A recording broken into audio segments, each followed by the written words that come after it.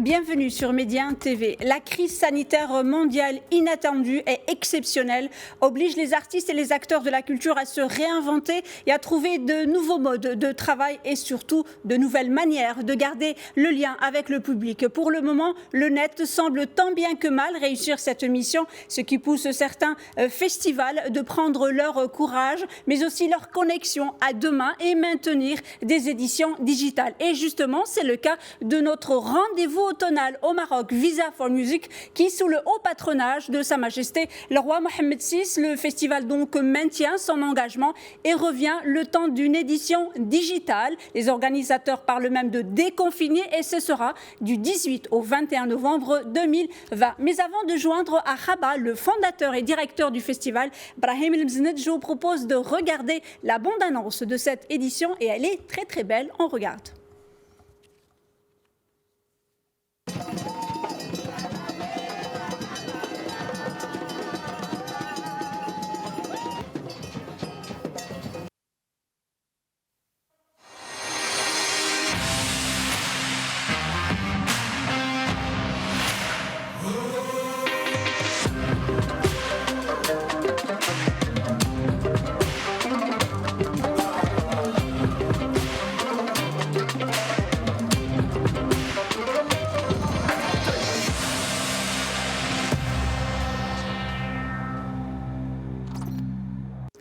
Et on retrouve depuis Rabat Brahim El Mzenned. Bonsoir, monsieur Mzenned. Bonsoir, merci pour ce contact. Merci à vous d'avoir accepté notre invitation. Donc la première question, quand on prépare une édition 100% digitale, quelles sont un peu vos premières préoccupations pour être justement au rendez-vous? Un rendez-vous exceptionnel, bien évidemment. Organiser une édition même en digital demande la même exigence, d'autant plus que cette édition, comme vous l'avez dit, elle est organisée sous le patronage de Sa Majesté le roi Mohammed VI, que Dieu l'assiste.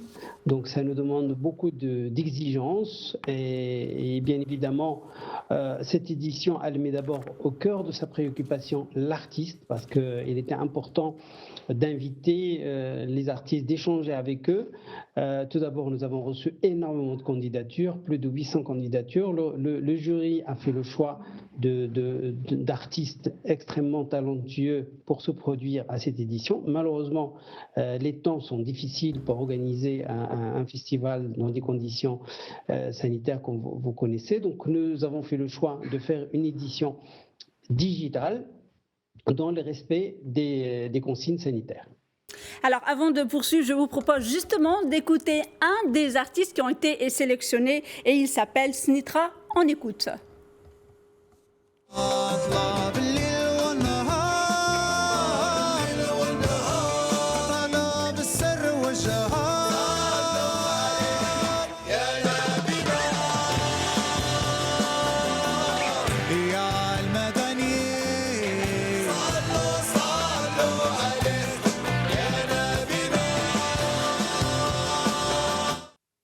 Alors, M. Mzenned, le jury a sélectionné 17 groupes donc, du Maroc, résidents au Maroc. Ils viennent de Mohammedia, de l'Ayoun, ils viennent d'Azilal, de Fès, de Boulmen et donc, pratiquement de toutes les régions du Maroc. Est-ce que vous pouvez un peu nous expliquer ce que sont ces showcases ?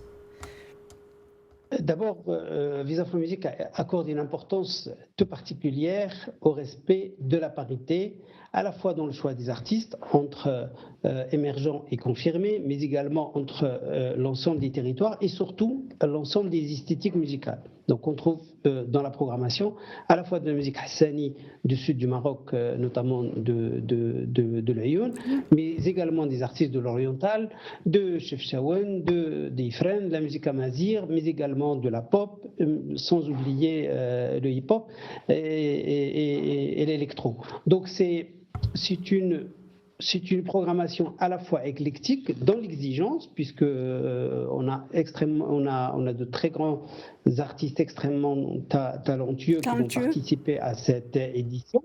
Et puis nous avons également fait un travail rigoureux d'enregistrement, puisqu'on a enregistré ces artistes au studio Hiba, à la fois dans l'exigence à la fois du son et de l'image.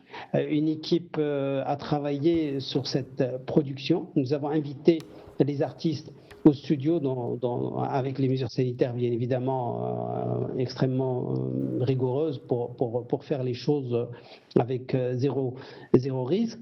Toute cette production va être diffusée à partir de demain soir sur nos plateformes et les plateformes de nos partenaires. Je ne voudrais pas vous interrompre à partir de mercredi, mais pas à partir de mardi. À partir de mercredi ou à partir de mardi? 18, effectivement. À partir du mercredi, voilà. Oui, Voilà, donc c'est après-demain. Donc c'est à partir de 18 qu'il y aura cette édition. Alors, juste, il ne reste pas beaucoup de temps.